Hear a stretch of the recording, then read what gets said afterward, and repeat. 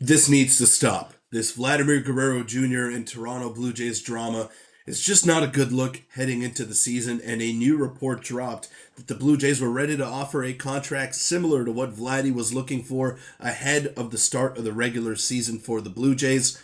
Is it true? Is it going to come to fruition? We'll break that down and much more on this episode of 3 Up, 3 Down.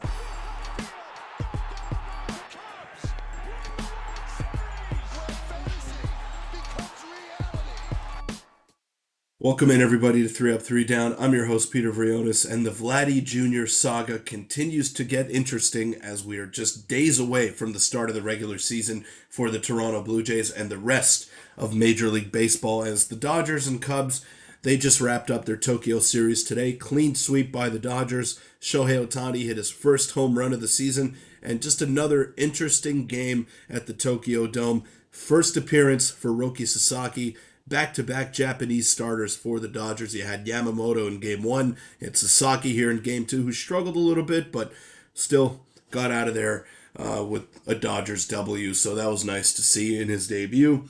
And like I mentioned, we're just days away from the start of the regular season for the rest of Major League Baseball. So make sure to hit that subscribe button because we're extremely close to my goal of 3,000 subscribers. But the news that I want to talk about today, because still kind of a low event-ish game between the Dodgers and the Cubs, and I'm full honesty here, I was not up. I was not awake to watch that at 6:10 Eastern time, so I'm not really qualified to talk about it right now, but let's just get into this here. The Blue Jays are planning to make a new offer to Vladimir Guerrero Jr., which will be close to what he is looking for. According to the source, the Jays' offer would be in the range of 14 to 15 years and 550 to 600 million. So that is from Hector Gomez, who, in all honesty, has been running his mouth all off season long, uh, trying to convince Blue Jay fans that this deal is going to get done, but still nothing as of yet. Vladdy has yet to sign on the dotted line for the Blue Jays. Still no agreement in place, and Hector Gomez keeps reassuring the fan base, or I don't even know if this is reassuring at this point, because he's been wrong every single time. I mean, I feel like the deadline has not passed. I know Vladdy gave them until the start of spring training to get something done, but I feel like there's a little bit of wiggle room there before the start of the season. If the Blue Jays go to him with the number that he's looking for, I think it's going to be hard to turn down, because I don't know if Vladdy's going to get that amount of money in the open market. I'm sure there's going to be a ton of bidders for him. There's no doubt about that. But I just don't know if he's going to be able to reach those heights. And I'm talking about 600 million. Like he's a great player. Kind of uncharted territory for a young player like that to be hitting free agency. But he's not on the level of Shohei Ohtani, who got $700 million, and he's not on the level of Juan Soto, who got close to $800 million with all the incentives and whatnot. So I just don't know if it makes sense for a team to give him that amount of money, but there's no excuse for this deal to not get done. If Vladdy Jr. gets to free agency, he's going to get more money than he was willing to take from Toronto now.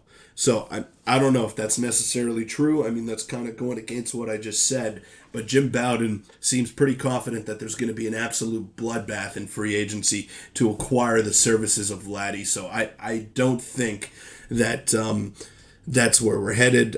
Maybe the Mets come in there with a crazy offer. We know that they only signed Pete Alonso for a couple of years with an opt-out after this year. So maybe they go after Vladdy in free agency. That's entirely possible, but I mean, $600 million for a first baseman is an astronomical amount of money. But at the same time, if you look at it from a Blue Jays perspective, can they afford to let this guy walk out the door? I'm not so sure, because it's not just the on-field stuff with Vladdy. It's the marketability that comes with the name. It's the superstar aura that he possesses, and you want a guy like that. You want a guy like that on your team, but at the right price. You have to make the smart investment first before just going in blindly and spending like money is not really an object. So I think Vladdy's going to have a lot of teams bidding for his services. I think the Blue Jays have a really good chance to re-sign him if the number is right. Because right now, I mean, the Jays offered him $500 million with deferrals. He doesn't want deferrals. He wants present day value. He wants present day money. And who's going to be the first team to bite? Who is going to be the team that budges and gives him everything that he's looking for? That's what we'll find out.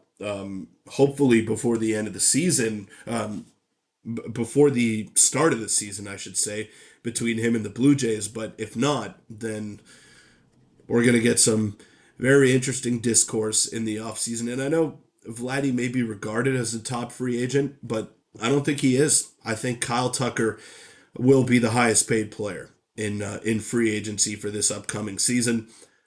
I don't know if I'm taking crazy pills by saying that, but let me know in the comment section down below. What do you think of this money right here? $600 million for Vladdy. Is it too much?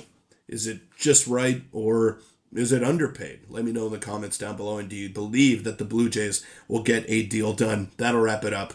And I'll see you all tomorrow on 3 Up, 3 Down.